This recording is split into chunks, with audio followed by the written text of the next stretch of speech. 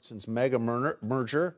Joining us now for a first on CNBC interview is our friend Connor Flynn, the CEO of Kimco Realty. So why don't we start with Kroger and Albertsons? How does this help you, apart from the fact that I understand your company has some equity in Albertsons? Hi, Tyler. Nice to see you. Thanks for having us. You bet. Yeah, Kimco had a phenomenal quarter this quarter. We're very proud of the team, and the results really speak for themselves. We are uniquely positioned to benefit from the Albertsons-Kroger merger.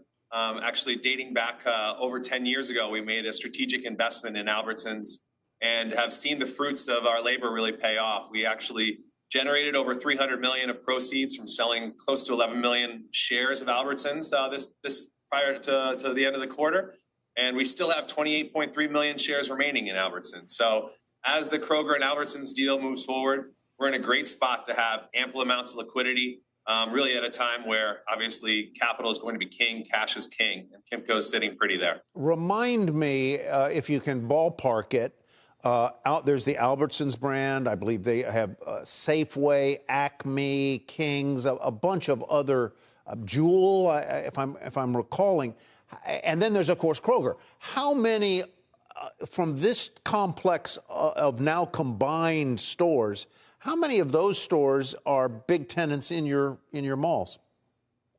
So our grocery anchored shopping centers typically have a grocery anchor in them, either from a Kroger, it could be an Albertsons, it also could be a Whole Foods, or it could be a Trader Joe's. So Albertsons has a number of different flags, as you said. If it's out west, it's typically a Safeway or a Vons.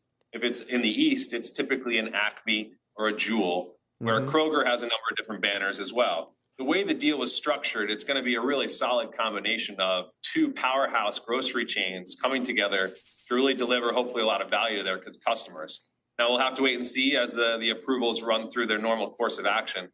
Kimco is going to be in a good spot regardless if the deal gets approved or not, because Kroger's a better credit. So if they do merge, we'll get a better credit with the combined entity.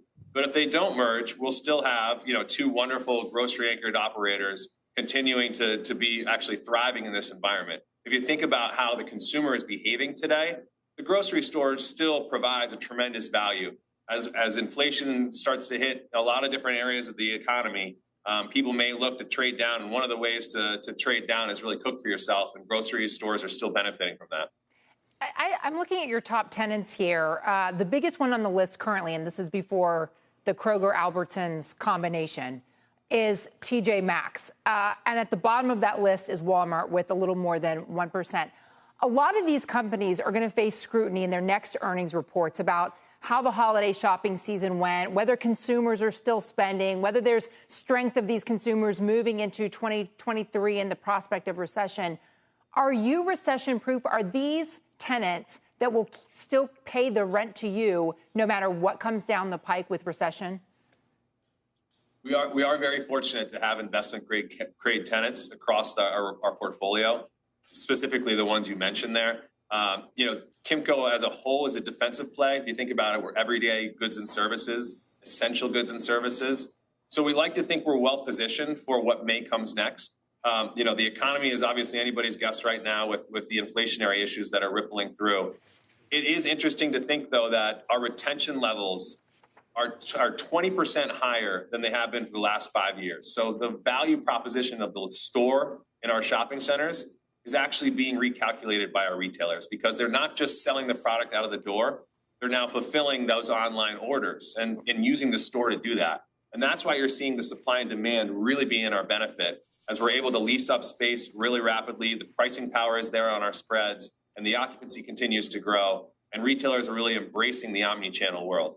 The other thing that I wanted to ask you is that, according to what I've read, this deal with Albertsons and Kroger is going to provide you with $1 billion or so of capital after you harvest it all out. Is there a way for you to deploy that now in this time when capital markets are all but frozen, that takes advantage of what we know is a lot of empty retail storefronts, especially in malls? Do you have an opportunity in front of you because you have that cash? We do have an opportunity. We have to actually live by the REIT rules. We're a real estate investment trust. And this is a unique situation. Not a lot of REITs are in a position where our investment in Albertsons only has $100 million of basis. And so it's worth about $1.3 billion. We did just harvest $300 million. Now, on the next $1 billion, we have to sell about $300 to $400 million each year in order to retain our REIT status. So we can't harvest it all at once, but we've done $300 million just this past month. We feel like next year we'll be able to do another $300 to $400 million, and then the year after that, another $300 to $400 million. You know, we're reaching all-time high occupancies. You mentioned the enclosed malls are a very different segment of the retail world. The grocery-anchored shopping center is in perfect position to take advantage of the supply and demand imbalance, because we're getting the benefit of not only the TJ Maxx's, the Burlingtons, the grocery stores, the Home Depots, but we are seeing a surge in demand as well from some of the better credit mall tenants as well that are looking for open-air shopping center expansion. So think of Sephora. We used to have Ulta Cosmetics be the dominant player in beauty for us. Now we have Sephora coming in looking to expand dramatically in open-air shopping centers, and the same goes for other retailers. Connor, it's really a pleasure. I want to ask Connor one more question. Okay, well, then you go. Yes, please do, It's a really important question. Connor, is that where you usually sit? Is that your office? This is our office. We just did our earnings call and our all-employee call, and this is our office in Jericho, New York. I like that you sit there. You're a man of the people. You sit there. Also, those ceiling lights kind of give him an effect. So come shop in Jericho. We have. He's got a halo effect here. Do you see it with the ceiling lights? It's some of the best schools. One of the best school systems in America, Jericho, New York. Correct? That's exactly right. That's why our retailers do so well here. All right, Connor. Great to see you, man.